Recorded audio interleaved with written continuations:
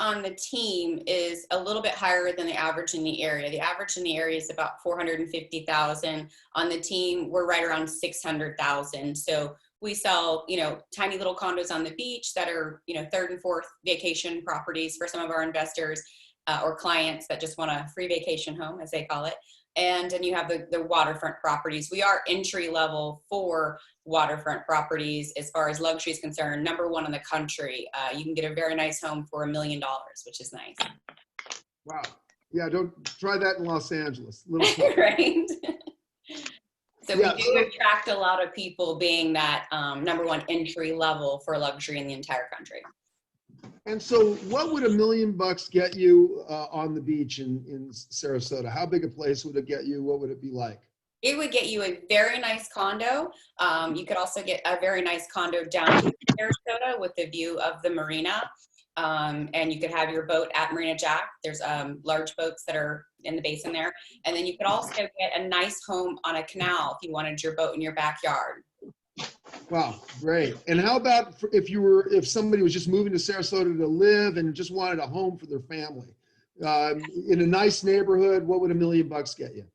You would get a very nice home in a subdivision on a golf course. If you're looking more for a neighborhood feel with a lot of amenities. I mean, resort style pools that you can't imagine.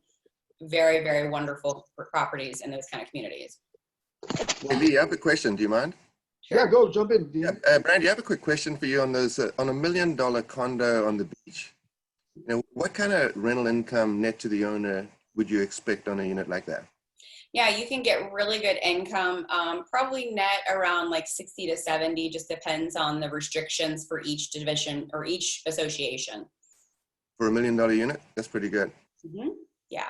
Now, obviously, you have to dig for those because people do not want to let those go, especially if they've owned them for a little while and the tenants have already paid down their mortgage if they had a small mortgage. So, they hold on to them and they'll come and use them for a few months out of their year. Again, this could be someone's ninth home. They have homes all over the world. They might even have one where you are in Maui. And so we do find a lot of connections with the KW agents when we refer back and forth because they have homes everywhere and then they rent them out and you have good renters coming in. We have a property management company that handles all that. And when you have the high-end clients coming in, they take care of those properties and respect it just like it's theirs. Yep. In fact, my most recent escrow is with the buyer in Florida. Yeah. So we sold one for about 1.5. And I don't have the numbers in front of me, but they were grossing right before we resold it about 140. And, I'd have to look at the numbers, what our property management company was charging. I might say about 20% they were charging. One of the reasons I'm doing this series of interviews is to remind all of us the incredible connections we have through this company, not just in the United States, but all over the world. And there's so many opportunities that I think a lot of us miss for letting our clients know how well connected we are. People end up buying things in different parts of the world, and we could benefit as agents that know them. They trust us, and yet they don't think of us when they're going looking for a second home or a resort community. And Brandy, in addition to selling real estate, you're an active investor. I know that you're a big believer in building wealth. In addition to being an OP, you've got other investments. Talk to us a little bit about wealth building and how do you have that conversation with your agents on your team and also your clients? Yeah, so that's kind of my mission, is to help my clients build wealth. And I also coach agents in my market center and agents on my team that if we are going to be a consultant in real estate and be an expert, we should very much be doing that on our own. We should be investing heavily. We know real estate like no one else knows it. We're all, a lot of us are luxury even specialists. So when we have a consultation or even the seller survey that we might send out or do over the phone, we're asking them, that's one of the first questions. What are your real estate plans and goals for your portfolio this year? So we speak to them just like their financial advisor would, but on the real estate side. And that opens up their intention. And what am I looking to do over the next 12 months or 4 or 5 years? And sometimes we even do a 1-3-5 with them. I know that sounds silly.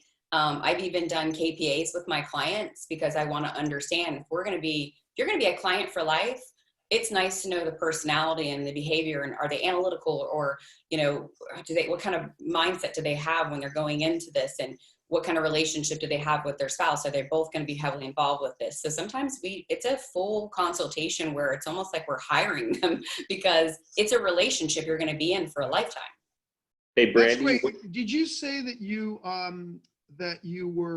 send out a questionnaire to your clients? Mm-hmm.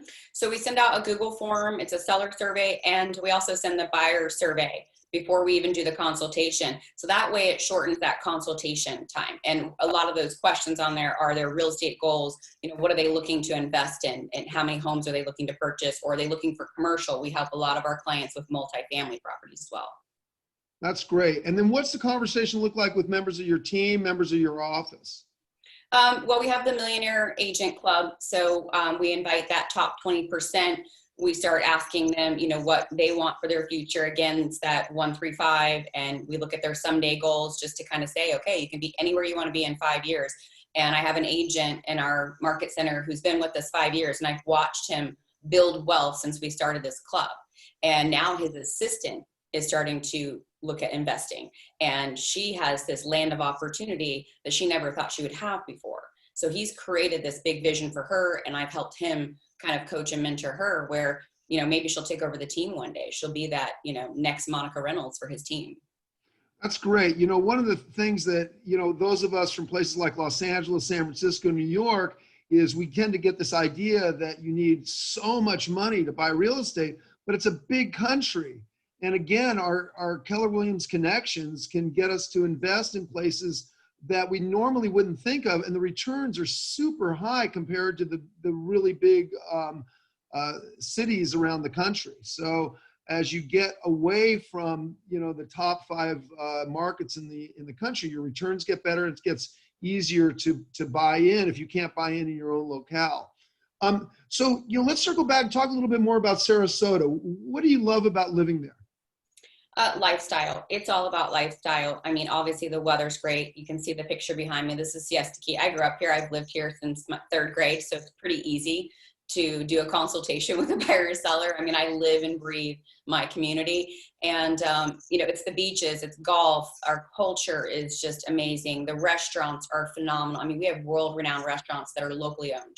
We don't have a lot of chain restaurants. So theater, we call it our little mini New York, because our theater here and our opera is amazing. I mean, people come here just to live for 6 months that normally live in New York the other part of the season.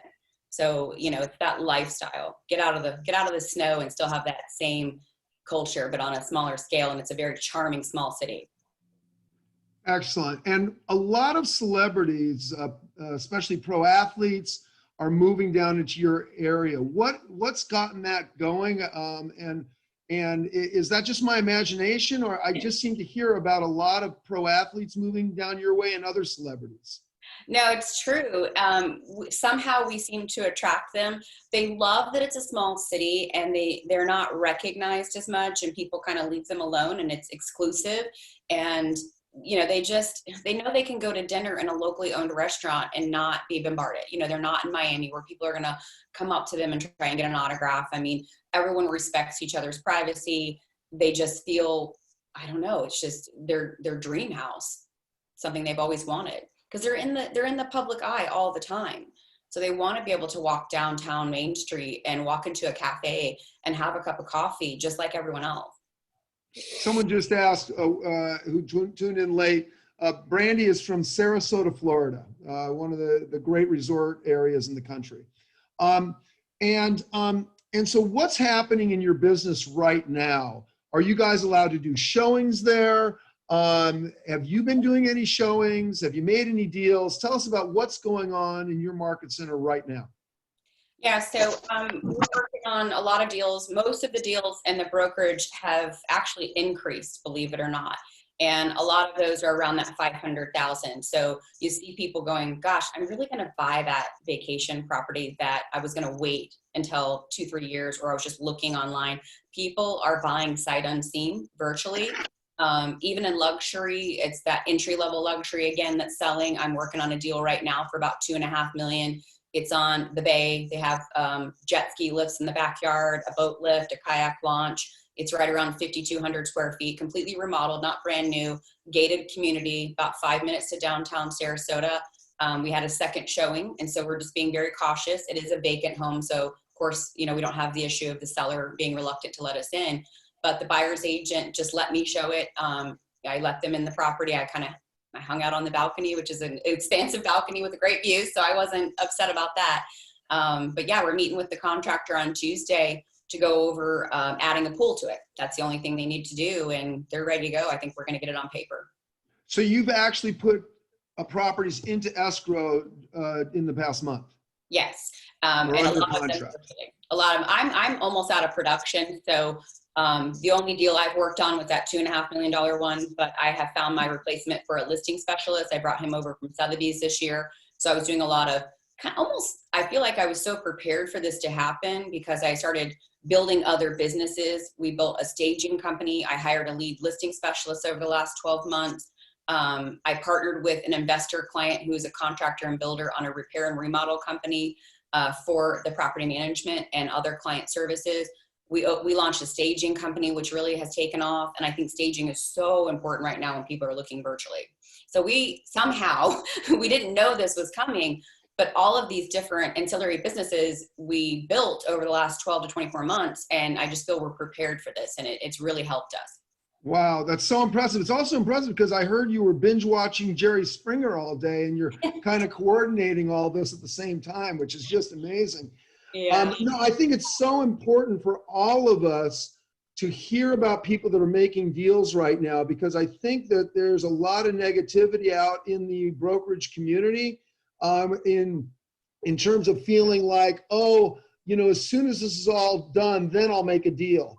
Well, no, we can make deals right now. We just have to figure out where the sweet spot is and make it happen. And I think it's up to us to lead the buyers towards that. And it's great to hear that you're doing it. What do you do to generate business now and normally? Well, obviously we're hyper-focused on our database. I've been here my entire life. So one thing we've recently done is just help the community. We built, Brian, he works for a competing company, but my boyfriend, Brian Loker, he and I were talking, and we decided we need to do something for our friends that own these small restaurants, these local businesses that we've been going to for years that we love. And, we have no idea what 6 months of them not being able to serve their customers and their clients these amazing meals will do to them. So we got together and he did all the planning. I'm just helping bring it to fruition and implementing it with him. But we decided to pour into them. So we have about 100 restaurants that we are pouring money into. We've raised $27,000 in less than 2 weeks. I think we're approaching 30,000 now. And we're ordering 10 meals at a time. We're delivering them to hospitals, firefighters, the police. We did a canine delivery the other day, so I got to see some Belgian Malinois, and that was fun. So and then we got the realtors from all different companies together, and it's really helped me bond with them. So some people that ordinarily I wouldn't be having conversations with on a daily basis, now I'm asking them to volunteer to drive these meals because we're deemed essential. And it's boosting their morale. It's helping to bond. Who knows? I could attract them to my profit share later. I have no idea. I'm investing in a couple market centers in the area outside of mine. So, in different areas, and this is 2 counties we're covering. So I look at it as, maybe building a pipeline, also, reaching out to these people who are my friends that are also clients that own restaurants and helping their businesses survive.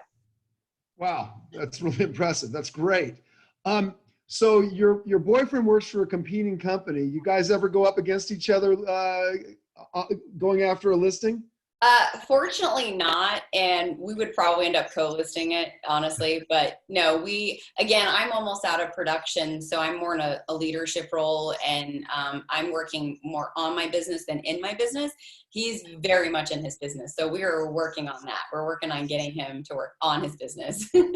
And how about working to get him over to the company he should be at? I have a much bigger plan which I cannot disclose, and it involves Gary Keller. So, Okay, good.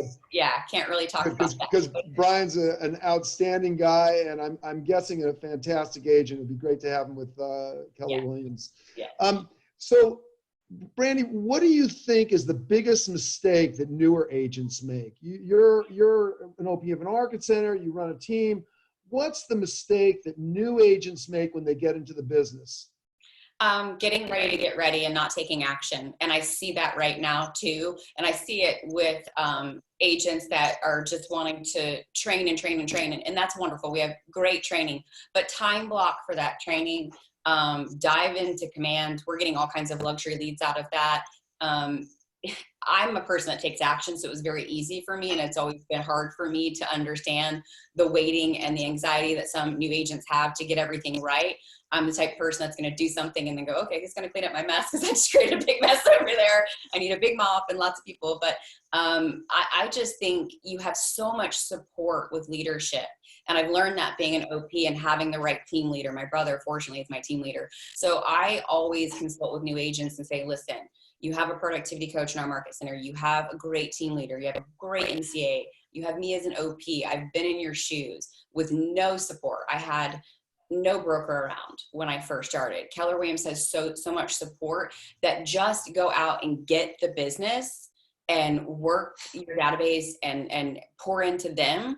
And then we'll help you with everything else. We're never going to let you fail. You know, we're not going to let you make a major mistake. We're going to help you with paperwork. We're going to help you with, you know, don't worry about getting your website set up and all this silly stuff. Go get the business and we'll take care of that for you. That's so great, because I see so many agents saying, well, I'll start generating leads as soon as my website is done and my logo just needs some tweaking, and then I'll call my friends because I need a really good business card to hand them if I talk to them. Yeah.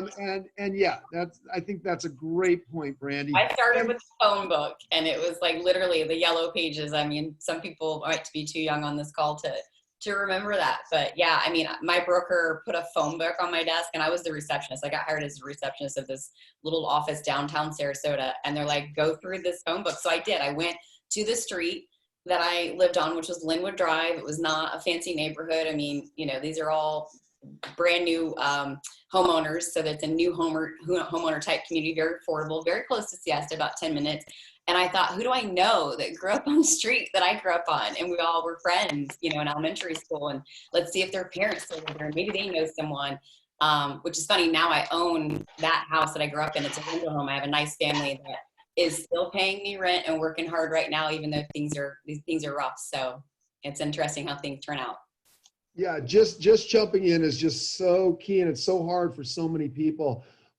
And how about on the flip side? What do you think, those of us who've been around the business a long time and also new agents, what can we do to make this job fun, more fun maybe than it is in this moment? What are the things that we should be thinking about? What do we do to make it fun?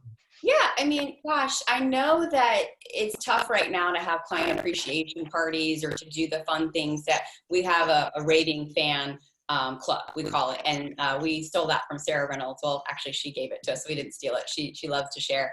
But we tweaked it. We made it our own. And, you know, we use Brady sandals, you know, defining moments and things like that. Now we're just inviting our clients to Zoom parties and doing as much as we can.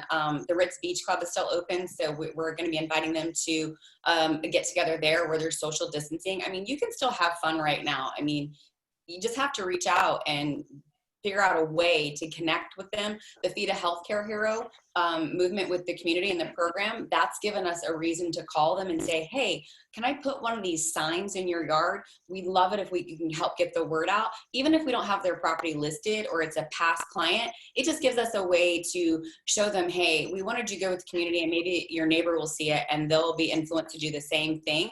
And a lot of them are friends with restaurant owners. They go out to dinner. We're a vacation town.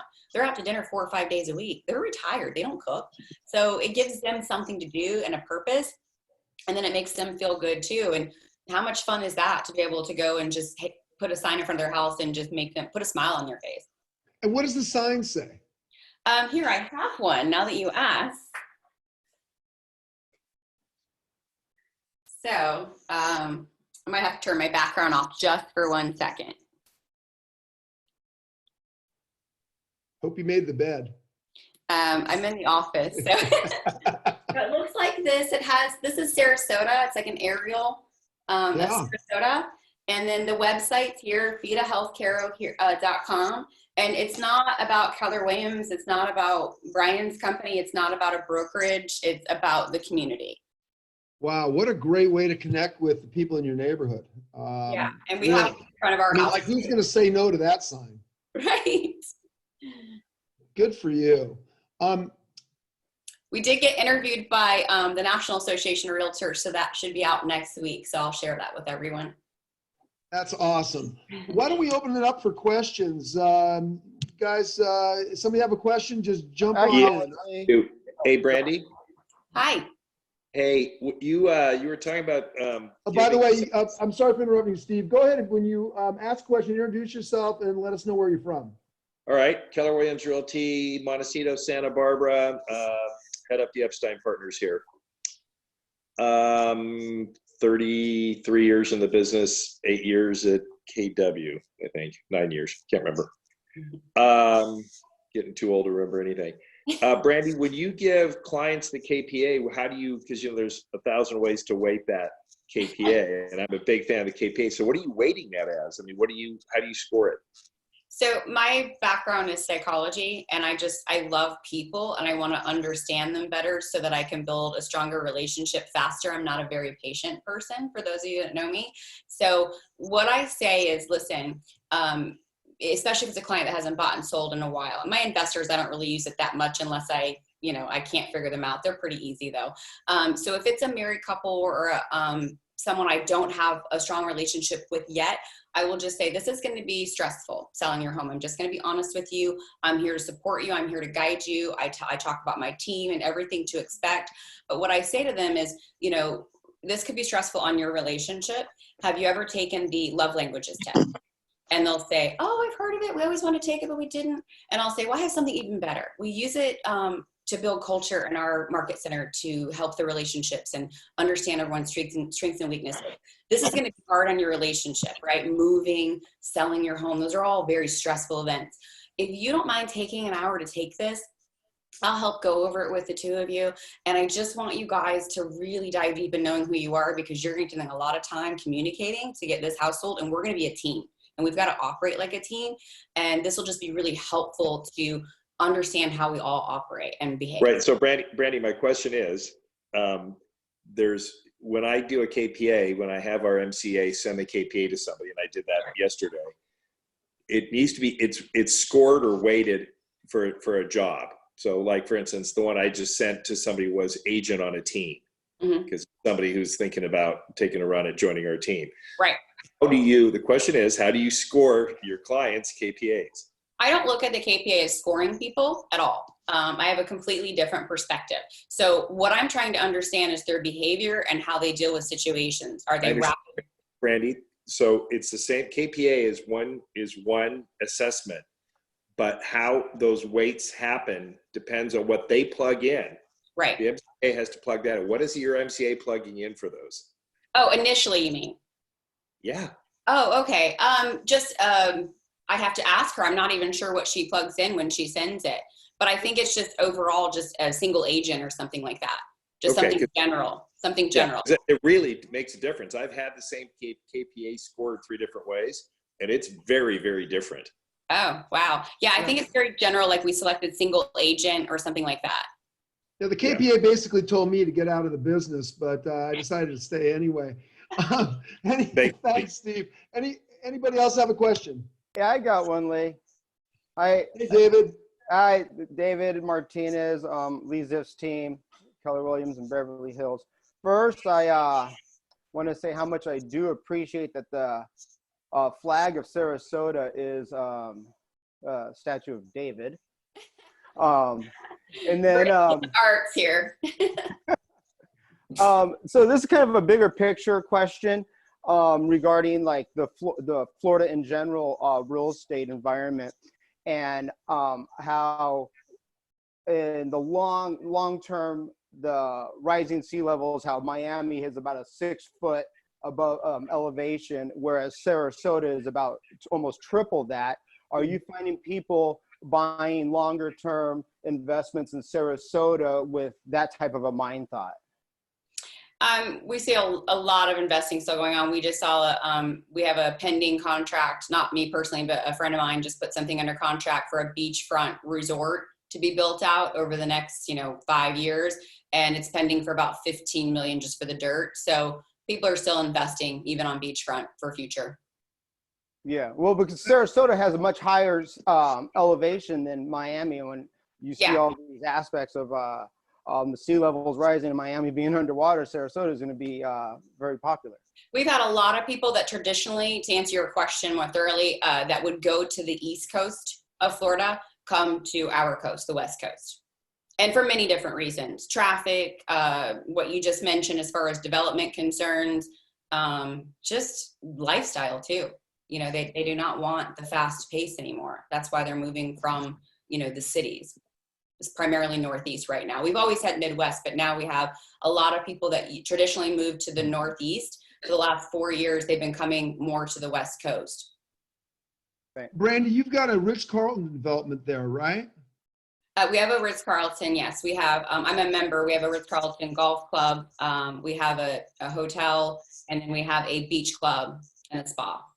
And are those condominiums that are for sale there as well? Right next to the actual hotel is a new Ritz-Carlton development. There's about 5 units left. And what are those going for? Anywhere from like 3 to 8, just depends on, lower end 3, depends on square footage. The ones that remain are right around, I think 3.5 to 4. They're not as desirable as the other units. Talking about 350 to 400,000. No. 3.5 to 4 mil. Mm-hmm. Okay, got it. So this is a higher end development. Got it. Yes. Okay. I was about to buy one. Hey, Brandy, I have a question. I would buy 10. You still could, Lee. I have a Go ahead, question, Brandy. Dean. Yeah, I was wondering what you're anticipating in your market for the next few months, or at least as things unwind here with coronavirus. What do you anticipate the impact being on your market? It's hard to say. We are seeing right now that people that have been sitting on the fence, primarily buyers that cannot get on a plane, are moving forward that had completely unsubscribed from any communication from us. But we can see them on the websites. So my buyer's agent, who's very diligent, Megan West, she's been calling them on the team. And now she's out with the buyer today that 2 weeks ago said, I'm not ready to buy. So people are bored. They're sitting at home.